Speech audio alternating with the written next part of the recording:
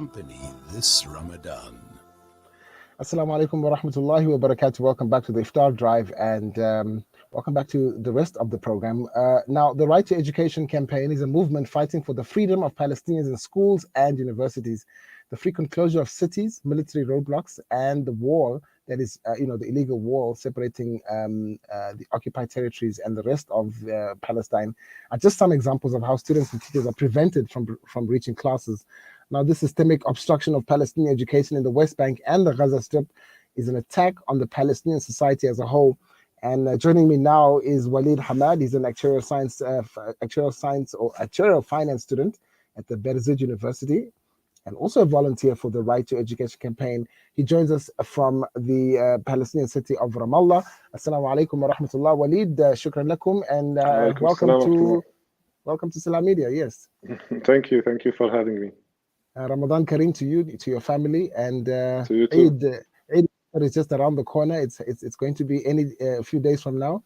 What is the feeling like there? What is the atmosphere there? We're happy, of course. That's the best thing to happen for a while now. Since a while. Yes. Now, Walid, we were supposed to do a discussion some weeks back during the month of Ramadan about the Right to Education campaign.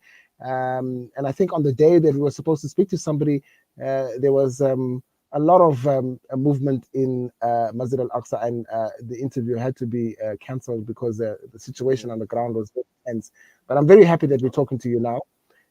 Now, for our audience who do not know anything about the Right to Education campaign, I gave a small introduction, but I think it's perhaps better to hear it from you. Tell us about the Right to Education campaign. What is the campaign about? Okay, so the Right to Education campaign is focused on the students who are getting harassed by the Israeli occupation forces. So its main efforts are toward, the students who get Birzeit University students, to be exact.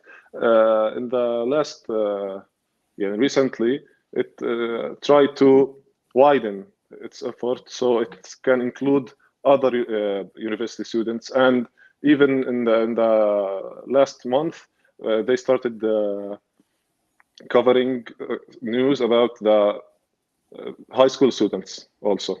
So its main effort is to gain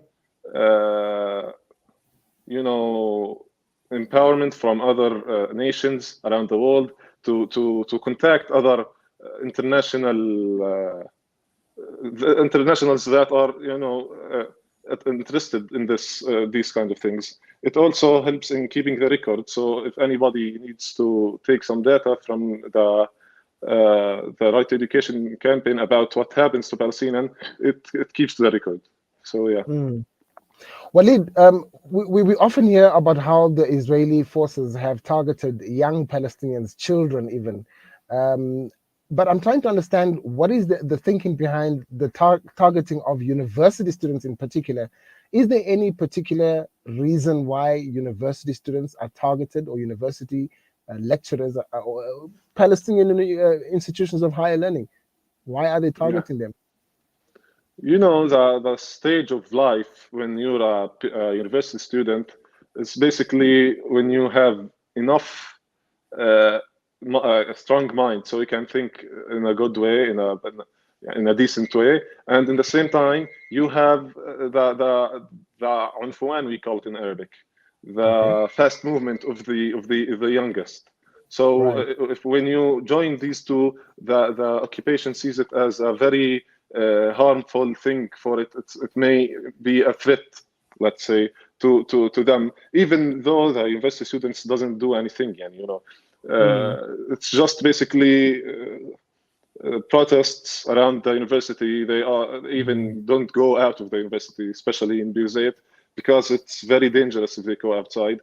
The occupation forces may arrest them, and it happened a lot of times. Like most recently, I think in last December, the occupation forces started shooting. They entered covered as civilians, and they shot one of my friends. His name is Ismail. He's now in the jail. So it's not easy to be even a normal university student here. But thanks God, we're dealing with it.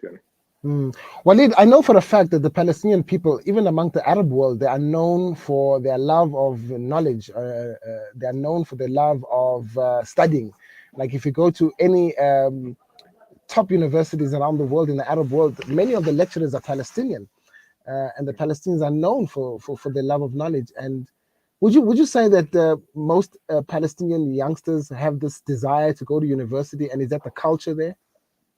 Exactly. Yes. Like everyone here, when they finish I school. think you've have you. I think you can you unmute yourself, or is he muted for some? Is that? Go ahead, Walid. Yeah. I'm sorry. Yeah, everyone here, like I said, when they finish school, they go towards the university. It's like with no thinking. It's like a regular thing to do here. Yeah, we don't have actually a lot of universities. It's maybe 3 or 4 here in the West Bank. They don't offer all the majors that you would think of that are offered in other universities out of Palestine, but we're trying our best, yani. And like you said, you're gonna find some of the finest minds here among the Palestinians. Maybe they think about it as a way to yani, defend themselves in face of the occupation. Right. Now, tell me, in terms of the, I see you are studying actuarial finance. That's like something to do with accounting and things like that. Are there many other options for people who want to study other, for example, medicine? Are there opportunities for them to study at Palestinian universities? Okay, I think you've definitely unmuted yourself. Yes. Sorry. There we go. Go ahead. It keeps happening. Yeah, it certainly is in some universities, not at all. For example, our university doesn't offer a med school major, let's say. Right. But in other universities like Al-Quds University, it is. However, it's not easy to go in whatever university that you want. So you can choose the major that you like to study. Because, we call it hawajiz here in Arabic. The checkpoints. Yeah, so the checkpoints actually they cut through all of the roads. So if I want to go, for example, to study medicine in Nablus city, in An-Najah University, it would be very painful. It would be very hard to do that because it's far from me and because of the checkpoints that are in the way between me and them.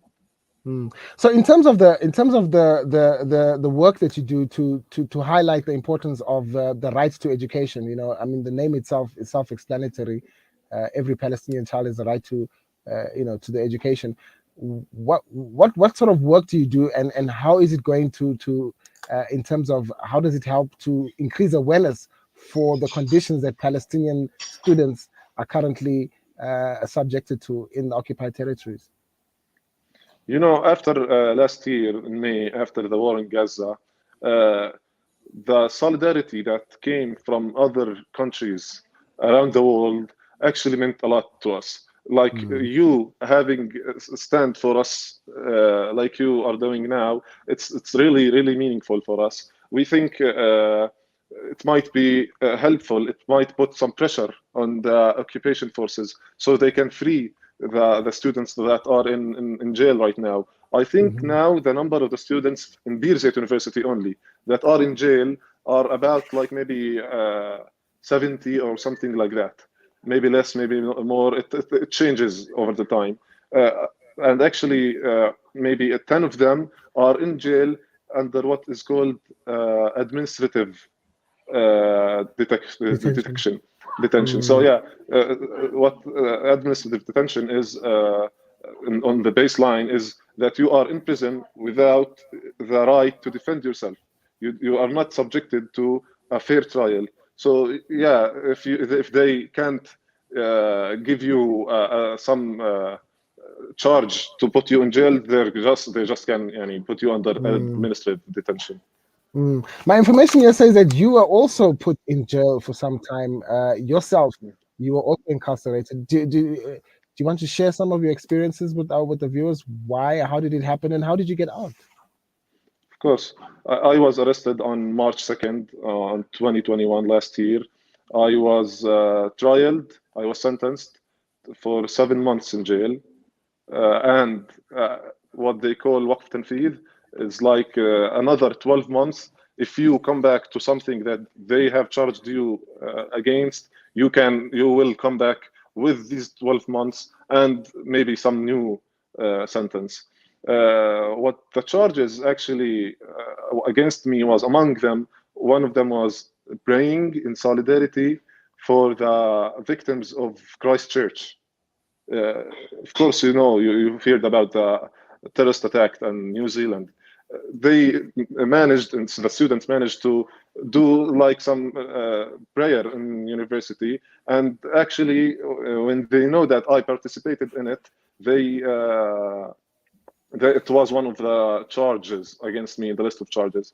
So yeah, I was fortunate to only be sentenced for 7 months. Other students, like our Students' Council President, Omar Al-Kiswani, who was arrested in March 2018, 3 years before me, is still right now in prison and is expected to be out about May. So 50 months in prison, and the only charge against you is being a student activist in the university.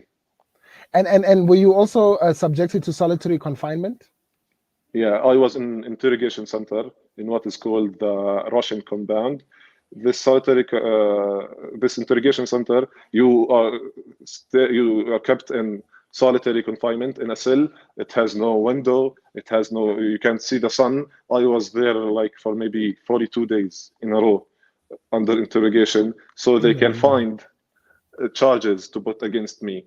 However, what they find, like I said, after all that days, are only to pray in solidarity and to be a student activist in the university. So they couldn't give me anything more than 7 months with the other 12 that I talked about. Walid, I mean, somebody as yourself who grew up in Palestine, you've been exposed to this incredible type of injustice. Palestinians are subjected to on a daily basis. I just want to find out from you in terms of what's happening at Masjid al-Aqsa in the recent days, and particularly in the month of Ramadan. Why is it that there seems to be intensified targeting of Palestinians in the month of Ramadan at Masjid al-Aqsa? Yeah, because the Israeli occupation forces is trying to break the Palestinians. After occupying most of Palestine now and occupying most of Jerusalem, even though Oslo, the peace deal that happened between the Palestinian Authority and the Israeli forces said that we should have East Jerusalem, they still have it, and they didn't feel enough. They didn't have enough. They are trying to break the Palestinians by breaking into Al-Aqsa Mosque, even in the holiest months for the Muslims there, and especially that in Ramadan the Aqsa Mosque is full of people from all around the Palestine, West Bank, and even other foreigners. And I'm inviting you that if you can come, you are very welcome here, so you can see with your own eyes what's happening in Al-Aqsa Mosque. Unfortunately, they are trying to divide it in time and place between the Jews and the Muslims, and that is not what Muslims want. They believe Al-Aqsa Mosque is a mosque for Muslim. The Jews don't have any right to pray there, and anything that the forces trying to put on the ground there, the rules they are trying to put is refused by the Palestinians. Walid, those are people that are watching this and they want to express their solidarity for Palestinian university students, for the right to, for the right to education campaign. How can they get involved? Like I said, solidarity. just showing solidarity and spreading awareness about the Palestinian cause here among their communities, their friends, their families is really good, and we find it really meaningful. Not just in a way that really meaningful on the ground, because we've seen how it affected the Israeli forces last year, how they had to stop the war on Gaza, and what we are asking for, not much. And of course, if they can come, like I said before, to Al-Aqsa Mosque to visit the mosque and pray there, and even have a visit there, they will be very, very welcome, so they can see and record using their phones, using their cameras, what is happening there, and show it to the world. وليد حماد كل عام وأنتم بالخير إن شاء الله. For Eid al-Fitr, have you got كلمة تنفعنا ولا تضرك? You can small advice for the Muslims a few days before Eid al-Fitr around the world that are watching. Yeah, I hope it comes in joy for everybody, and nobody would be suffering around that day. And كل عام وأنتم بخير. That's all I have to. الصحة والسلامة علينا وعليكم إن شاء الله. إن شاء الله. السلام عليكم. Thank you for having me. Thank you for your time. Assalamu alaikum wa rahmatullah. Assalamu alaikum. Wa alaikum salam wa rahmatullah. Walid Hamad talking to us there from the Palestinian city of Ramallah, of course, in the occupied territories. And of course, he is a student at the Birzeit University, a volunteer for the Right to Education campaign, himself incarcerated for just being a student activist. And he's talking to us there about how the checkpoints and the occupation forces continue to try and frustrate Palestinians from education. That's just both high school, universities, and it's not just students, it's also the lecturers, and explaining to us how it's an attack on development of Palestinian society as a whole, living there with some advice that people around the world should continue to show their solidarity for Palestine and to visit Masjid al-Aqsa, and of course to witness for themselves what is happening there. It's 20 minutes after 5 p.m. Central African time. We're going to take a short break, inshallah. We're going to come back with Maulana Yunus Kawanga and our spiritual hour. Stay tuned.